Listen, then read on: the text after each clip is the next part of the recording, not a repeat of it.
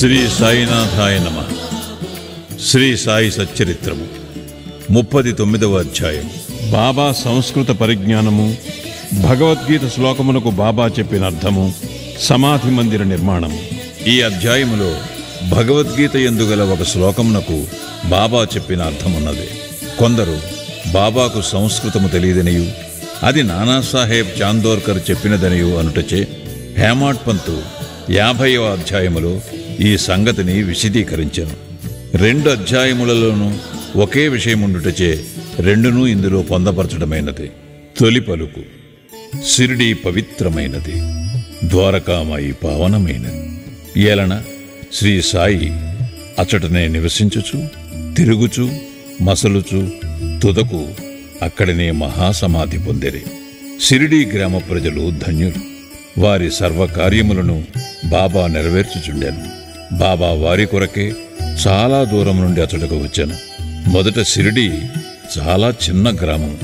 సాయిబాబా అచ్చట నివసించుటచే దానికి గొప్ప ప్రాముఖ్యము వచ్చెను. తుదకది పవిత్రమైన యాత్రాస్థలమాయెను. అచట నుండి స్త్రీలు కూడా ధన్యులు. బాబాయందు వారి భక్తి నిస్సంశయముగా పరిపూర్ణమైనది. బాబా మహిమను వారు స్నానము చేయునప్పుడు, విసురునప్పుడు, రుబ్బునప్పుడు, ధాన్యము దంచునప్పుడు, తదితర గృహకృత్యములు చేయినప్పుడు పాడుచుండెడివారు. వారి భక్తి ప్రేమలు పావనములు. వారు చక్కని పాటలు పాడుచుండెడివారు. అవి పాడిన వారికి, విన్నవారికి మనశ్శాంతి కలుగు చేయుచుండెను. బాబా చెప్పిన అర్థము: బాబాకు సంస్కృతము వచ్చునని నమ్మువారుండరు.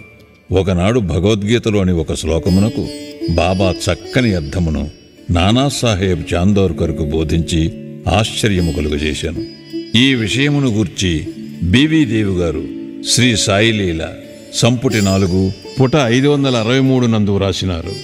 వారు స్వయముగా నానాసాహెబ్ చాందోర్కర్ వద్ద నుంచి కొన్ని సంగతులు తెలుసుకున్నటచే ఆ వృత్తాంతము ఈ దిగువనివ్వబడెను. నానాసాహెబ్ చాందోర్కర్ వేదాంతమును బాగా చదివినవారు. ఆయన భగవద్గీతను వివిధ వ్యాఖ్యానాలతో చదివి ఉన్నందున తన పాండిత్యమునకు గర్వించుచుండెను.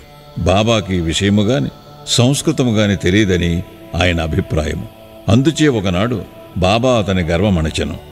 ఆ తొలి రోజులలో భక్తులు గుంపులు గుంపులుగా రానప్పుడు బాబా భక్తుల సంశయములు తీర్చుటకు ఒంటరిగా వారితో మసీదులో మాట్లాడుచుండెరి. బాబా దగ్గర నానా కూర్చొని వారి కాళ్ళొత్తుచు నోటిలో ఏదో గొనుగుకొనుచుండెను. నానా, ఏమి గొనుగుచున్నావు? సంస్కృత శ్లోకమును వల్లించుచున్నాను. ఏ శ్లోకము? భగవద్గీతలోనిది. గట్టిగా చదువుము. భగవద్గీత 4వ అధ్యాయములోని 34వ శ్లోకమును ఈ క్రింది విధముగా చదివాను. తద్విద్ధి ప్రణిపాతేన పరిప్రశ్నేన సేవయ ఉపదేక్ష్యంతి తే జ్ఞానం జ్ఞానినస్తత్వదర్శినః. నానా, అది నీకు బాధపడినదా? అవును. నీకు తెలిసినచో నాకు చెప్పుము.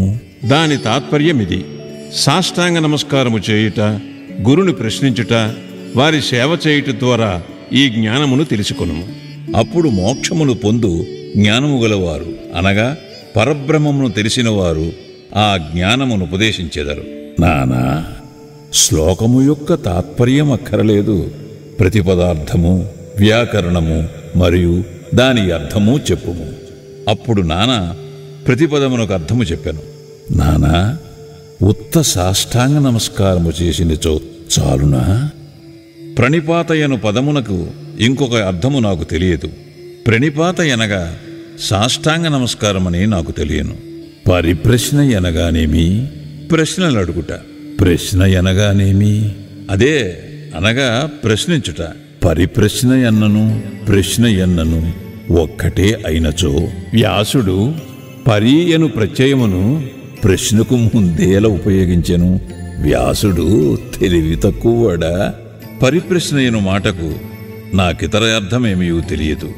సేవ అనగానెట్టిది ప్రతిరోజు మేము చేయుచున్నట్టిది. అట్టి సేవ చేసినా చాలునా? సేవయను పదమునకు ఇంకనూ వేరే అర్థమేమి గలదో నాకు తోచుటలేదు. 2వ పంక్తిలోని ఉపదేక్ష్యంతి తే జ్ఞానం అనుదానిలో జ్ఞానమును పదము ఉపయోగించకుండా ఇంకొక పదము ఉపయోగించగలవా? అవును, ఏ పదము? అజ్ఞానము. జ్ఞానమునకు బదులు అజ్ఞానము ఉపయోగించినచో ఈ శ్లోకములో ఇంకేమైనా అర్థము కలదా? లేదు. శంకర భాష్యం ఆ విధముగా చెప్పుటలేదు. వారు చెప్పనిచో పోనిమ్ము. అజ్ఞానమును పదము ఉపయోగించిన ఎడల తగిన అర్థము వచ్చునప్పుడు దానిని ఉపయోగించుటకు ఏమైనా ఆక్షేపణ కలదా? అజ్ఞానమును పదమును చేర్చి దాని అర్థమును విశదపరచుట నాకు తెలియదు. కృష్ణుడు అర్జునుని జ్ఞానులకు తత్వదర్శులకు నమస్కారము, ప్రశ్నించుట, సేవ చేయుమని చెప్పనేలా? స్వయముగా కృష్ణుడు తత్వదర్శి కాడా? వారు నిజముగా జ్ఞానమూర్తియే గదా? అవును, అతడు తత్వదర్శియే. కాని అర్జునుని ఇతర జ్ఞానుల నేల సేవించుమనెనో నాకు తోచుటలేదు. నీకది బోధపడలేదా? నానా సిగ్గుపడెను. అతని గర్వమణిగెను. అప్పుడు బాబా ఇట్లు వ్యాఖ్యానించెను. జ్ఞానుల ముందు ఉత్త సాష్టాంగ నమస్కారము చేసినచో సరిపోదు. మనము సద్గురువునకు సర్వస్య శరణాగతి చేయవలను. ఊరక ప్రశ్నించుట చాలదు. దుర్బుద్ధితో గాని, దొంగ ఎత్తుతో గాని, వారిని బుట్టలో వేయుటకు గాని, వారి తప్పులను పట్టుటకు గాని, పనికి మాలిన ఆసక్తితో గాని అడగకూడదు. నిజముగా తెలుసుకొని దానిచే మోక్షము పొందుటకు గాని, ఆధ్యాత్మికాభివృద్ధికి కాని అడుగవలెను. సేవ ఎనగా ఇష్టమున్నచో చేయవచ్చును, లేనిచో మానవచ్చుననే అభిప్రాయముతో చేయునది సేవ కాదు. శరీరము తనది కాదనియు, దానికి తాను యజమాని కాదనియు, శరీరము గురువుగారిదనియు, వారి సేవ కొరకే శరీరమున్నదనియు భావింపవలను. ఇట్లు చేసినచో సద్గురువు శ్లోకములో చెప్పబడిన జ్ఞానమును బోధించును. గురువు అజ్ఞానమును బోధించుననగా నాకు అర్థము కాలేదు. జ్ఞానము ఉపదేశమిట్లగును అనగా సాక్షాత్కారము బోధించుట ఎట్లు? అజ్ఞానమును నశింపచేయుటయే జ్ఞానము. జ్ఞానేశ్వర మహారాజు ఇట్లు చెప్పి ఉన్నారు. అజ్ఞానమును తొలగించుట ఇట్లు: ఓ అర్జున, స్వప్నము, నిద్ర తొలగిపోయినచో మిగులునది నీవుగా గ్రహింపుము. జ్ఞానమనగా అజ్ఞానమును నశింపచేయుటయే, చీకటిని తరుముటయే వెలుతురు. ద్వైతమును నశింపచేయుటయే అద్వైతము.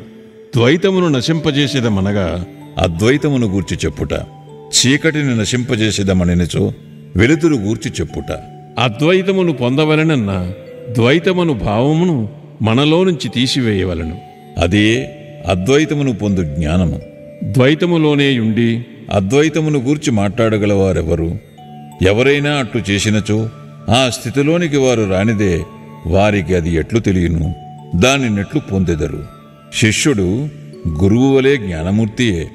వీరిద్దరికీ భేదమేమనగా గ్రహించు తీరు, గొప్ప సాక్షాత్కారము, ఆశ్చర్యకరమైన మానవాతీత సత్వము, మహాశక్తిమత్వము మరియు ఐశ్వర్యయోగము. సద్గురువు నిర్గుణుడు, సచ్చితానందుడు. వారు మానవాకారమును అవతరించుట, జగత్తును మానవాళిని ఉద్ధరించుటకు మాత్రమే. దానివలన వారి అసలైన నిర్గుణ స్వభావము కొంచెము కూడా వికారము చెందదు. వారి సత్యస్వరూపము, దైవిక శక్తి, జ్ఞానము తొలగకుండా ఉండును. శిష్యుడు కూడా అట్టి స్వరూపము కలవాడే. కాని అతని అనేక జన్మల అజ్ఞానము తానే శుద్ధ చైతన్యమును సంగతిని కప్పివేయును. అతడు నేను సామాన్య నికృష్ట జీవుడను అనుకొనును. గురువు ఈ అజ్ఞానమును మూలముతో తీసివేయవలను. తగిన ఉపదేశమునివ్వవలను. లెక్కలేనన్ని జన్మల నుంచి సంపాదించిన అజ్ఞానమును గురువు నిర్మూలించి ఉపదేశించవలను. ఎన్నో జన్మల నుంచి తాను నికృష్ట జీవుడనుకున్న శిష్యునికి గురువు నీవే దైవము, శక్తియుతుడవు, ఐశ్వర్యశాలివి అని బోధించును. అప్పుడు శిష్యుడు కొంచెము కొంచెముగా తానే దైవమని గ్రహించును. తాను శరీరమనియు, తానొక జీవిననియు లేదా అహంకారమనియు, దేవుడు, లోకము తనకంటే వేరనియు తలంచు నితాంత భ్రమ అనేక జన్మల నుంచి వచ్చుచున్న దోషము. దానిపై ఆధారపడి చేసిన కర్మల నుండి వానికి సంతోషము, విచారము ఈ రెంటి యొక్క మిశ్రమము కలుగును. ఈ భ్రమను, ఈ దోషమును, ఈ మూల అజ్ఞానమును గూర్చి అతడు విచారం ఆరంభించవలను. ఈ అజ్ఞానము ఎట్లు అంకురించినది, అది ఎక్కడనున్నది అనుదానిని చూపుటయే గురూపదేశమందురు. ఈ దిగువ వివరించినవి అజ్ఞాన లక్షణములు. 1 నేను జీవిని అనగా ప్రాణిని. 2 శరీరమే ఆత్మ అనగా నేను శరీరమును.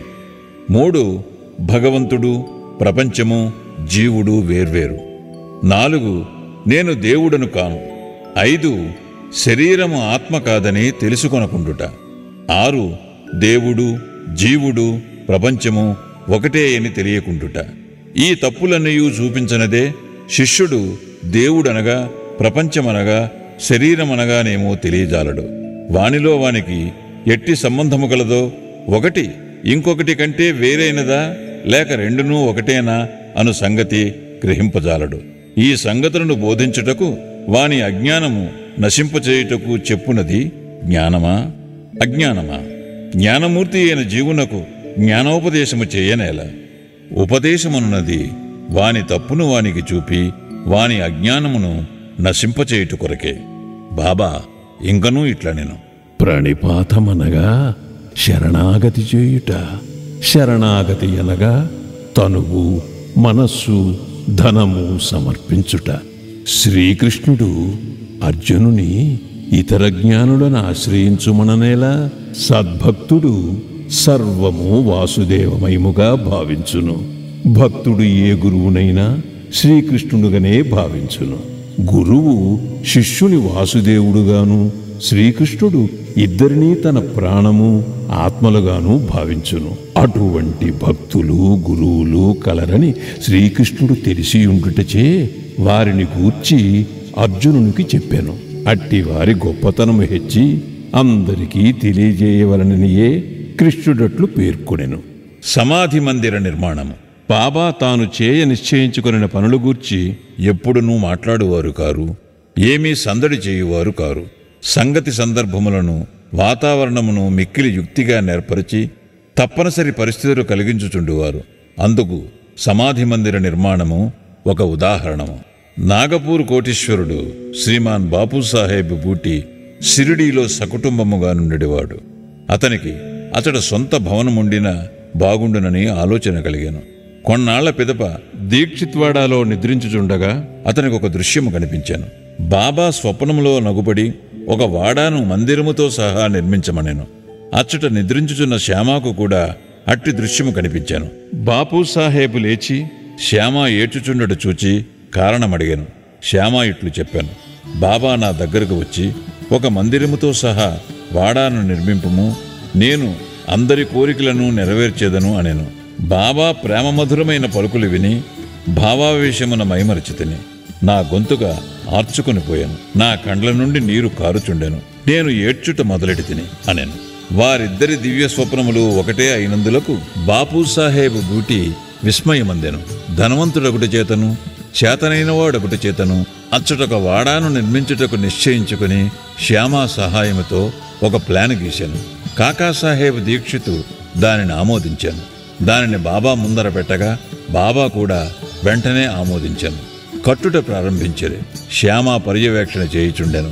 భూమి విపరగృహము, భూగృహము, బావి పూర్తి అయ్యాను. బాబా కూడా లెండీకి పోవునప్పుడు, తిరిగి వచ్చినప్పుడు కొన్ని మార్పులను సూచించుచు సలహాలను ఇచ్చుచుండెను. మిగిలిన పని అంతయు బాపూసాహెబ్ జోగును చూడమనిరి. అది నిర్మించినప్పుడు బాపూసాహెబ్ బూటికి ఒక ఆలోచన కలిగాను. చుట్టూ గదులుండి దాని మధ్య ఒక విశాలమైన హాలులో మురళీధరుని అంటే శ్రీకృష్ణుని ప్రతిమను ప్రతిష్ఠింపచేయవలనని తట్టాను. బాబాకి ఈ సంగతి తెలియజేసి వారి అభిప్రాయమును కూడా కనుగొనవలనని శ్యామకు చెప్పాను. వాడా ప్రక్క నుంచి బాబా పోవుచుండగా వారిని శ్యామ ఈ విషయమును అడుగగా బాబా అందులకు సమ్మతించి, దేవాలయము పూర్తి కాగానే నేనే అచ్చట నివసించుటకు వచ్చేదను అని వాడా వైపు చూచుచూ, వాడా పూర్తయిన పిమ్మట మనమే దానిని ఉపయోగించుకొనవలను. మనమందరము అచ్చట ఉందము. అందరూ కలిసిమెలిసి ఆడుకొందము. ఒకరినొకరు కౌగలించుకొని సంతోషముగా ఉండవచ్చును అనెను.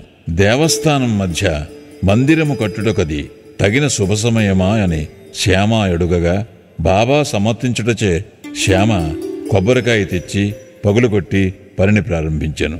కొద్ది కాలములో పని పూర్తి అయ్యాను. మురళీధర్ విగ్రహము తయారు చేయుటకు ఆజ్ఞాపించిరి. అది తయారు కాకమునిపే కొత్త సంగతి జరిగాను. బాబాకు తీవ్రమైన జ్వరము వచ్చెను. వారు కాయమును విడుచుటకు సిద్ధముగా నుండిరి. బాపూసాహెబ్ మిక్కిలి విచారగ్రస్తుడాయను, నిరాశపడెను. బాబా సమాధి చెందినచో తన వాడ బాబా పాదములచే పవిత్రము కాదనియు, తాను మదుపు పెట్టిన ₹1,00,000 వ్యర్థమగుననియు చింతించెను. కాని బాబా సమాధి చెందకముందు నన్ను రాతివాడాలో నుంచుడు అన్నట్టి పలుకులు బాపూసాహెబుకే కాక అందరికీ ఊరట కలిగించాను. సకాలమున బాబా పవిత్ర శరీరమును మధ్య మందిరములో పెట్టి సమాధి చేసిరి. ఇట్లు మురళీధరుని కొరకు నిర్ణయించిన స్థలమునందు బాబాను సమాధి చేయుటచే బాబాయే మురళీధరుడనియు, బూటీవాడాయే సమాధి మందిరమనియు అర్థము గ్రహించవలను. వారి విచిత్ర జీవితము లోతును కనుగొన శక్యము కాదు. తాను కట్టించిన వాడాలో బాబా పవిత్ర శరీరము సమాధి ఎక్కుటచే బాపూసాహెబ్ బూటీ మిగుల ధన్యుడు, అదృష్టశాలి. శ్రీ సాయినాథాయ నమః. 39వ అధ్యాయము సంపూర్ణము. సద్గురు శ్రీ సాయినాథార్పణమస్తు. శుభం భవతు.